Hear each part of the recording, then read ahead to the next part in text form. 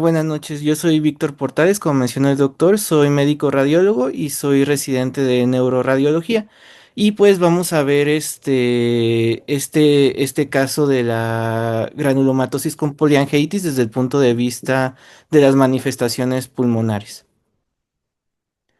Y para empezar, pues la granulomatosis, como vimos, va a ser una vasculitis necrotizante granulomatosa que va a afectar principalmente a los vasos de pequeño y mediano calibre.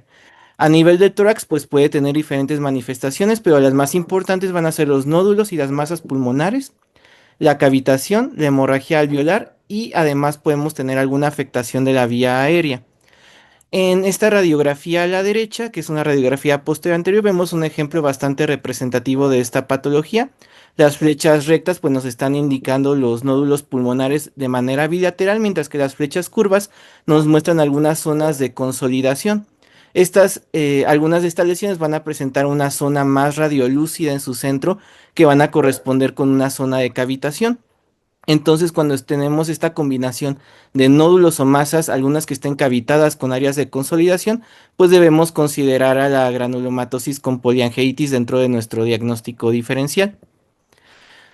Aquí podemos ver la evolución del mismo paciente que les presenté en la diapositiva anterior. A la izquierda tenemos la radiografía inicial, donde nuevamente observamos múltiples nódulos, estas áreas de consolidación bilaterales, algunas que tienen cavitación. Y a la derecha, pues estamos observando una tomografía en corte axial en ventana para pulmón, que fue realizada 4 semanas después del tratamiento. Aquí las consolidaciones prácticamente han desaparecido, pero podemos ver algunos nódulos cavitados residuales que están señalados por las flechas. Además, en esta tomografía vemos algunos otros micronódulos centrilobulillades en unas zonas de vidrio despulido que más adelante vamos a ver. Y en este caso, pues van a ser correspondientes a una zona de hemorragia alveolar difusa, que es un sangrado a nivel de los espacios alveolares secundario a la vasculitis. Y esta comparación también nos muestra algo muy importante, ya que las lesiones pulmonares de la granulomatosis con poliangiitis, pues pueden cambiar de forma relativamente rápida con el tratamiento, por lo que la imagen también nos va a servir para valorar la respuesta al tratamiento. Los nódulos y las masas son una de las manifestaciones pulmonares más frecuentes de la granulomatosis con poliangiitis. Pueden ser únicos, múltiples, generalmente van a ser bilaterales y su tamaño va a ser muy variable. En esta tomografía a la derecha, que es otra ventana para pulmón en una corte axial, vemos varias lesiones nodulares y masas pulmonares bilaterales. Algunas de ellas van a tener algunas pequeñas áreas de cavitación en su interior y esto ocurre porque la inflamación granulomatosa y la vasculitis van a producir una necrosis del parénquima pulmonar. Por eso una pista radiológica importante es encontrar los nódulos pulmonares bilaterales de diferentes tamaños, especialmente cuando alguno de ellos está cavitado y además estas lesiones pues pueden cambiar con la actividad de la enfermedad, ya sea aumentar, disminuir o incluso desaparecer con el tratamiento como vimos en el ejemplo anterior. Una de las características importantes de los nódulos, como hemos visto, es que éstas pueden cavitar. Y esto va a ocurrir porque dentro de la lesión vamos a tener un proceso de necrosis granulomatosa. Y cuando este material necrótico se comunica con la vía aérea, pues este material se va a evacuar y va a quedar dentro de una cavidad. En la tomografía coronal que tenemos a la derecha vemos distintos tipos de estas lesiones. La flecha recta pues nos está señalando un nódulo sólido, mientras que las flechas curvas nos señalan algunos nódulos cavitados. Estas cavidades suelen aparecer sobre todo en lesiones mayores de 2 centímetros y pueden tener una pared que va a ser gruesa, irregular o nodular. Con el tratamiento la pared puede cambiar, puede hacerse más delgada y si llegáramos a observar algún nivel hidroaéreo, es decir, que tenemos aire y después un contenido líquido dentro de esta cavidad, pues tenemos que pensar que hay alguna infección sobreagregada, ya no es solo la granulomatosis. Aunque la cavitación va a ser muy característica de la granulomatosis, pues no va a ser un dato específico, por lo que también tenemos que pensar otros diagnósticos diferenciales como embolias sépticas, infecciones fúngicas, abscesos o incluso metástasis. Además de producir estos nódulos y cavitación, pues la vasculitis puede producir daño directamente en los capilares pulmonares. Y esta es otra de las manifestaciones que va a ser la hemorragia alveolar difusa. Aquí el mecanismo pues va a ser un poco diferente al de los nódulos. En este caso, la vasculitis va a producir un proceso que se conoce como capilaritis pulmonar, donde se van a dañar estos pequeños vasos pulmonares, permitiendo que la sangre pase directamente a los alvéolos. En tomografía, ¿cómo lo vamos a ver? Pues vamos a ver principalmente estas opacidades en vidrio despulido, que es esta imagen de mayor atenuación borrosa que no opacifica completamente el parénquima, como lo vemos en esta imagen de forma bilateral. También pueden aparecer consolidaciones y si se combina con el engrosamiento de los septos, pues puede generar este patrón que conocemos como crazy paving o patrón en empedrado. Habitualmente la afectación pulmonar va a ser bilateral y multilobar y en algunos pacientes también puede haber un cierto respeto subpleural. Entonces, en un paciente que tiene una granulomatosis, si vemos este patrón de vidrio despulido que además presenta hemoptisis, disnea y un descenso del hematocrito, pues debemos pensar que puede tener una hemorragia alveolar. Y esta misma tendencia de sangrado alrededor de las lesiones explica otro de los hallazgos que podemos ver en tomografía, que va a ser el signo del halo, que básicamente va a consistir en un nódulo o una masa que va a estar rodeada por un área de vidrio despulido. En esta imagen a la derecha vemos que las flechas están señalando este halo de menor atenuación como si estuviera un poquito borroso alrededor de esta lesión central más densa. En este contexto de una granulomatosis, pues la lesión central va a corresponder al componente inflamatorio granulomatoso, mientras que el vidrio despulido periférico, pues va a ser el sitio de hemorragia perilesional secundaria a este daño vascular. Es importante recordar que este pues no va a ser un signo tampoco específico de la granulomatosis, pero cuando aparece junto con otros hallazgos, como los nódulos cavitados o la hemorragia alveolar, pues sí nos va a orientar al diagnóstico. Además del signo del halo, pues vamos a tener otros patrones menos específicos. Eh, Algunos ejemplos van a ser el halo invertido, el feeding vessel sign o el tree in boot, que es el árbol de engemación. El halo invertido pues va a consistir en un área central de vidrio despulido que va a estar rodeada por una consolidación. El feeding vessel sign va a describir un vaso que se dirige directamente hacia el nódulo o masa, reflejando el carácter angiocéntrico de muchas de estas lesiones. En esta imagen específicamente pues vemos pequeños nódulos bilaterales de vidrio despulido señalados por estas flechas rectas, mientras que tenemos este patrón en árbol de engemación, que son estas flechas curvas.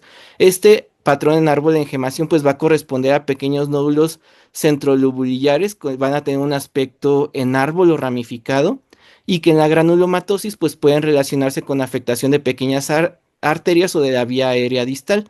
Son estos pequeños puntos dentro del lobulillo pulmonar secundario que es estas pequeñas zonas de atenuación. También debemos recordar que puede aparecer si existe alguna sobreinfección agregada.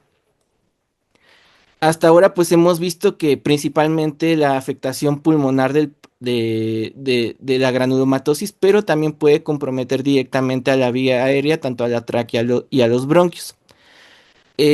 Los hallazgos que podemos encontrar pues van a ser el engrosamiento mural, que puede ser liso, nodular, circunferencial, además llegar hasta una estenosis, traqueomalacia o alguna afectación bronquial. Si la obstrucción llega a ser importante, incluso puede producir una atelectasia distal. La localización más característica pues va a ser en la tráquea subglótica. Aquí tenemos un ejemplo en esta imagen a la derecha. Vemos justamente donde está la flecha un estrechamiento focal y severo en esta región.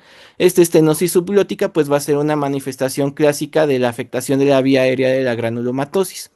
Otro detalle útil que es que a diferencia de algunas enfermedades del cartílago, en la granulomatosis con poliangeitis, este engrosamiento pues puede ser circunferencial e incluso afectar la pared membranosa posterior de la tráquea. Y pues además de identificar la estenosis, es importante fijarnos qué parte de la pared traqueal va a estar afectada porque nos ayuda al diagnóstico diferencial, como mencioné en la diapositiva anterior. Aquí tenemos en esta imagen axial en ventana de tejidos blandos a nivel de la tráquea, vemos los ápices pulmonares, pues vemos un engrosamiento circunferencial a nivel donde están las flechas de la tráquea subglótica que básicamente está condicionando una reducción de la luz. En la granulomatosis, pues este engrosamiento puede comprometer toda la circunferencia, incluyendo la pared membranosa posterior. Y esto es muy importante porque otras enfermedades que también se caracterizan por producir un engrosamiento traqueal, pues van a tener un patrón diferente. Algunos ejemplos son la policondritis recidivante o la traqueobroncopatía, que típicamente van a respetar la pared posterior a diferencia de la granulomatosis. Entonces, cuando tenemos una estenosis subglótica que tiene un compromiso circunferencial de la pared, pues la granulomatosis con poliangiitis debe estar dentro de nuestras principales posibilidades diagnósticas. Un punto importante es que las manifestaciones pulmonares no van a ser específicas y pueden parecerse a muchas otras enfermedades. Por ejemplo, los nódulos cavitados pueden confundirse con embolias sépticas, con tuberculosis, con infección fúngica, abscesos, metástasis cavitadas. Y cuando predomina, por ejemplo, la consolidación o la hemorragia alveolar, incluso puede simular una neumonía. En la imagen a la derecha, pues es un buen ejemplo de lo que estoy mencionando. Vemos una masa pulmonar derecha proyectada hacia el ilio pulmonar. Va a tener una apariencia que inicialmente nos puede hacer pensar en un cáncer pulmonar. Sin embargo, en este caso, pues va a corresponder a una afectación pulmonar por una granulomatosis con poliangiitis. Por eso la clave va a ser integrar la imagen con el contexto clínico. Si tenemos un patrón pulmonar compatible y además tenemos otras manifestaciones, ya sea de otorrino, oculares o sistémicas, como en este caso la uveitis, pues la granulomatosis con poliangiitis debe subir mucho nuestras posibilidades diagnósticas. Esta diapositiva pues nos muestra bien por qué la granulomatosis puede ser un reto diagnóstico. En este paciente la radiografía inicial pues muestra esta masa pulmonar derecha que tiene una apariencia que fácilmente nos puede hacer pensar en una neoplasia pulmonar. En la tomografía pues vemos que se trata de una masa sólida, bien definida a nivel del lóbulo superior derecho. El problema es que morfológicamente puede verse prácticamente igual a un cáncer pulmonar y todavía más importante en el PET-CT, en esta imagen por fusión de tomografía con PET, la lesión va a mostrar una marcada captación del FDG. Esto quiere decir que es hipermetabólica.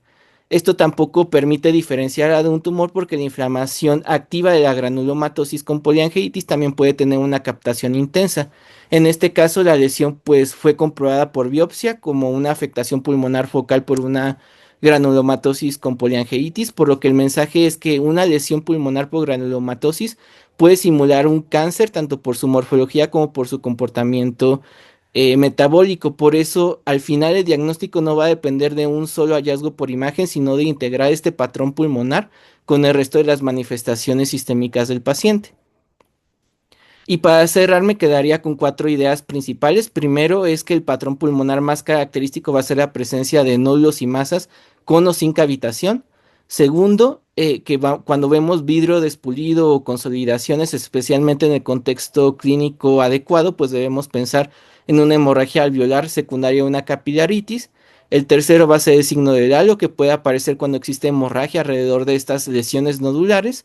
Y el cuarto es que la granulomatosis también puede afectar la vía aérea, siendo especialmente característica la estenosis subglótica, pero que se va a caracterizar por un engrosamiento traqueal circunferencial, incluso la porción membranosa posterior. Finalmente, pues más que buscar un hallazgo aislado, lo que he mencionado es que hay que integrar la imagen pulmonar con el resto del cuadro clínico en un paciente que tiene manifestaciones de otorrino, oculares, renales, pues los hallazgos torácicos van a adquirir mucho más peso para sospechar una granulomatosis. Entonces, en este contexto, la idea principal sería recordar que la afectación ocular puede ser solo una parte de esta enfermedad sistémica y que pues el pulmón nos va a aportar algunas pistas importantes para reconocer esta patología. Y eso sería todo. Muchas gracias.